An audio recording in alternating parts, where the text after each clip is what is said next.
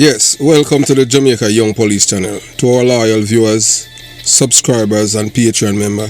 At the channel, we are a group of law-abiding citizens who believe in the rule of law and respect the rights of every citizen, but not the ones who do not subscribe to such behavior. We do believe in and support preemptive strikes because they save lives. This is a logical conclusion because preemptive strikes save lives and prevent the further loss of lives. We are all about saving lives at this channel. We at the channel aid criminals with a passion and do not want them over here. We do not want your views, your subscriptions, your likes or your comments. Please go elsewhere where the red carpet is waiting for you. Over here, we want you to go to prison or the departure lounge at Madden. Moving on to today's video.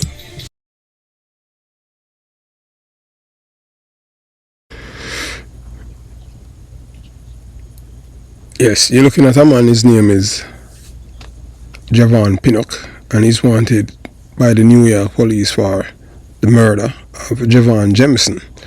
And this man is of a Jamaican background. He's a Jamaican by birth. He was in the United States illegally, and he had killed this young man and run away to Jamaica. Last information we received that this man was seen in Mandeville, Manchester. So we are asking, we are begging those of you who are members of the Jamaica Young Police channel platform, if you have seen this man, please call 119 or the nearest police station and let them know that he's wanted. You cannot miss him. He might try to use makeup or stuff like that to hide the scar, but his frog face you can't hide from seeing it. So, moving on to today's video. Join me as I dive into the challenge of exploring how Norway is standing up to Donald Trump's America and what that means for the future. Norway, a nation known for its progressiveness, social welfare, and commitment to international cooperation, has found itself at odds with the current U.S. administration. The country's leaders have been vocal in their criticism of Trump's policies, and it's not hard to see why. In many ways, Norway represents the antithesis of the isolationist and nationalist ideology that has come to define Trump's America. Norway faces significant challenges in the wake of U.S. policies, particularly when it comes to climate change. As one of the world's leaders in environmental stewardship, Norway has been a strong advocate for the Paris Agreement and has consistently pushed for more ambitious climate targets. However, Trump's decision to withdraw from the agreement has put Norway in a difficult position, as it struggles to balance its commitment to reducing emissions with the need to maintain good relations with its largest trading partner. The impact of U.S. trade policies has also been felt in Norway, with the country's export-heavy economy vulnerable to tariffs and trade wars. Norwegian businesses have been lobbying hard for the government to take a stronger stance against U.S. protectionism, but so far, the response has been cautious. The Norwegian government has instead opted to focus on building stronger trade relationships with other European countries, in an effort to reduce its reliance on the U.S. market. Despite these challenges, Norway has not been deterred from speaking out against U.S. policies that it sees as harmful or unjust.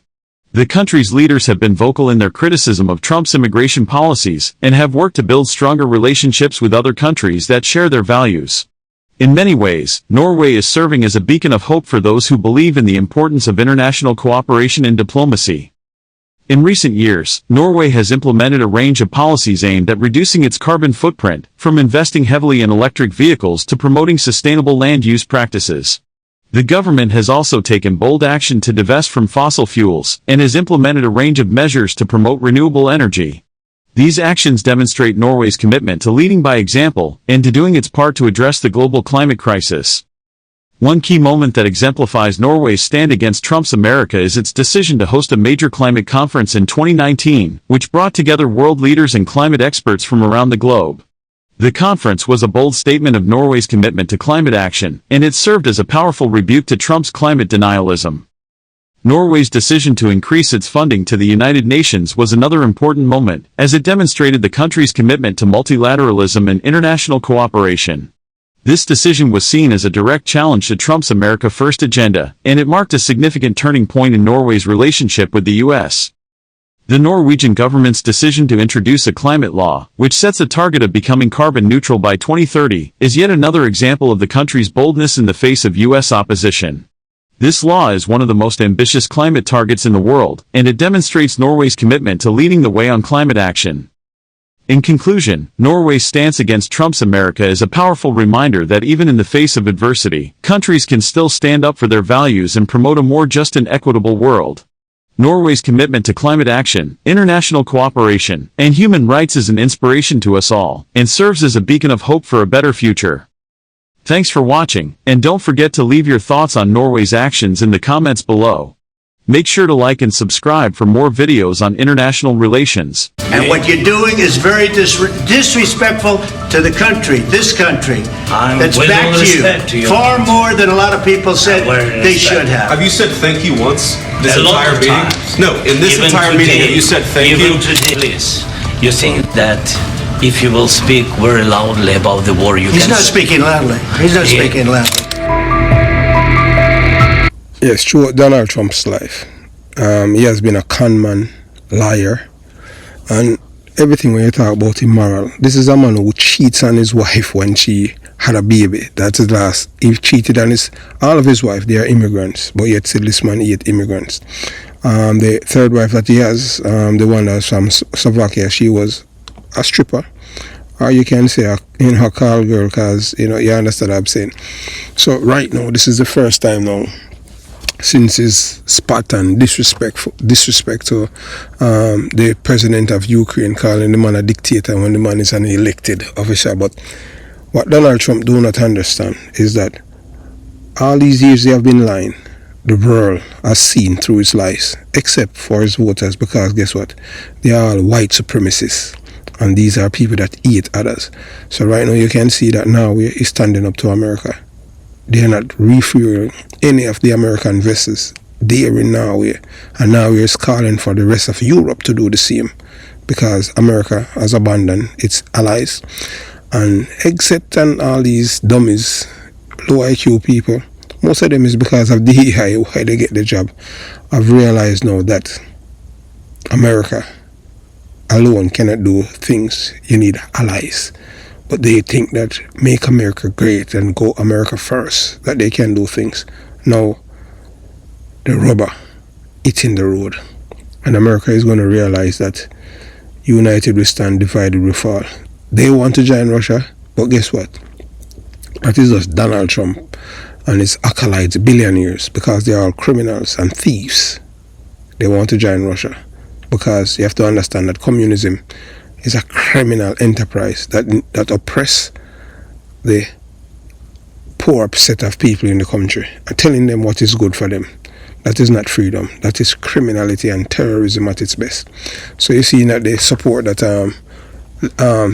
ZELLE is receiving from the British Prime Minister, that goes to show you, that speak testament to the Europeans' values, in which Donald Trump and the Americans and the corrupt politicians has abandoned Ukraine and their values. Join me as I dive into why Norway is saying no to U.S. Navy fueling and what that really means for international relations.